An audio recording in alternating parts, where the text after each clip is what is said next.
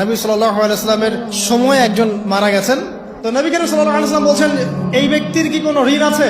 একজন সাহাবী বলেন, হ্যাঁ ইয়া রাসূলুল্লাহ, তো ঋণ আছে। নবীজি বললেন, তোমরা ওর জানাজা পড়ো, আমাকে ডেকো না। তোমরা ওর জানাজা পড়ে নাও, আমি জানাজা পড়তে চাচ্ছি না। আমি এখন কেমন করে আপনাকে বুঝাবো ঋণ কত ভয়ঙ্কর জিনিস।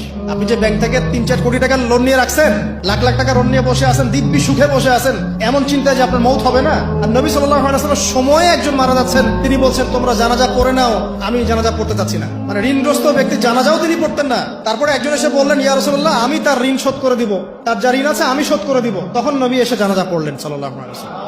তা আপনার এই কোটি কোটি টাকা ঋণ শোধ করার লোক তো রেডি আছে নাকি? আছে না?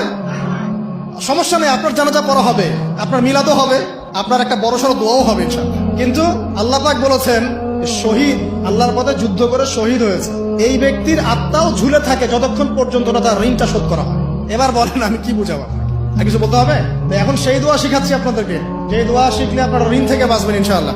কত দিবেন বলেন? আচ্ছা, হ্যাঁ, এই তো শুকরিয়া। দোয়া করবেন যেন আল্লাহ পাকের দিনটাকে আল্লাহর জমিনে প্রতিষ্ঠা করতে পারি। আমার সাথে বলেন, দোয়াটা হচ্ছে, আল্লাহুম্মা ইকফিনি বিহালালিকা আন হারামিকা ওয়া আগনিনি বিফদলিকা আম্মান সিওয়াকা।